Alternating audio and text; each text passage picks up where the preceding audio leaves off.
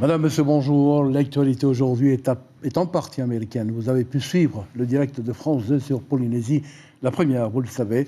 Depuis plusieurs semaines, Joe Biden, candidat démocrate, est donné ultra favori. Mais les instituts de sondage restent très, très prudents puisqu'ils estiment que Donald Trump, président sortant et candidat républicain, à quelques heures de la fermeture du scrutin, a encore des chances de l'emporter dans certains swing states, les États indécis.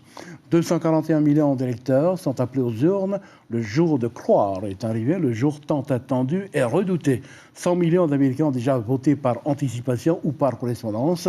Jamais élection n'a suscité autant d'intérêt, autant d'inquiétude aussi. Voyez ce reportage de France 2 avec Camille Gutin.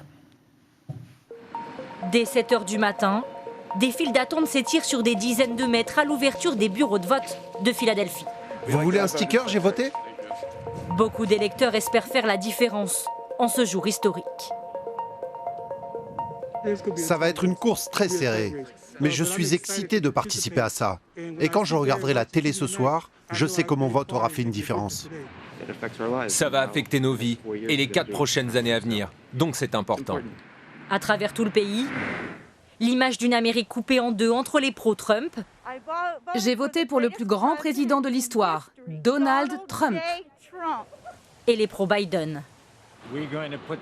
On va remettre le pays sur les rails et pas dans la direction où il allait ces 4 dernières années.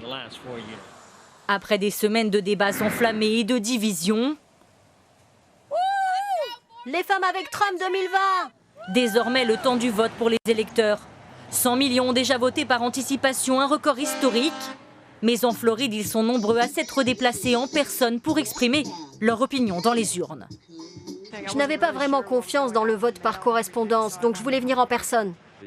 Venir ici moi-même pour voter, c'est plus personnel et honnêtement, beaucoup plus sûr. Certains craignent les débordements et contestations, quel que soit le résultat de l'élection, comme ici à New York. Je suis inquiète des violences et des arrestations. Ce sont des temps très troublés. Les derniers bureaux de vote fermeront en Californie à 4 h du matin, heure française. On connaît les liens historiques qui unissent l'île de Bora aux Américains forcément. Cette élection particulièrement attire l'attention et des habitants et des touristes d'origine américaine sur place. Ceux-ci n'ont pas manqué à leur devoir de citoyens. Beaucoup apportent leur soutien au président sortant.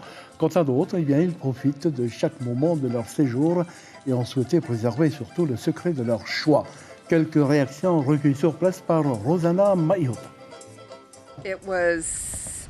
C'était une campagne présidentielle assez méchante pour tout le monde. Du coup, je souhaite bonne chance aux deux candidats, même si j'ai déjà mon favori. On a déjà le bon président pour notre pays qui a su tenir les rênes du pays comme il faut et je pense qu'on ne peut pas avoir meilleur président. Je suis contente d'être ici et pas aux États-Unis. J'ai voté avant de quitter Hawaï. Je n'ai pas voté Trump. Je ne sais pas si Biden sera meilleur, mais on devait essayer quelque chose.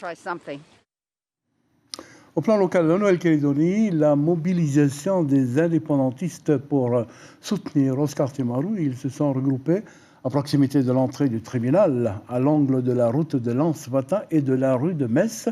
C'est le fameux dossier qui oppose le maire de Praha au procureur Leroy. Sur décision des magistrats de propriété, l'affaire avait été dépaysée et le procès repoussé. Elle est en train d'être examinée. Depuis 3 mois, le Teiuha Nui Club a ouvert une école de basketball pour les enfants de Nukuhiva âgés de 7 et 14 ans. Le club compte désormais une trentaine de jeunes sportifs, parmi lesquels on compte un grand nombre de jeunes filles. Et oui, ils ont profité des vacances scolaires afin d'organiser un tournoi amical. Cela s'est passé dans la salle omnisport de Patois à Taiohae. Ce tournoi a bien failli être annulé pour cause de Covid, comme l'explique Jeanne-Richard Teremihi, la présidente interrogée par Marie Curva. Nous avons quand même maintenu le tournoi des enfants. Cela fait maintenant 4 jours que nous avons des matchs. Et aujourd'hui, nous avons des matchs et la remise des médailles pour le tournoi du taquet que nous avons maintenu exceptionnellement pour les enfants.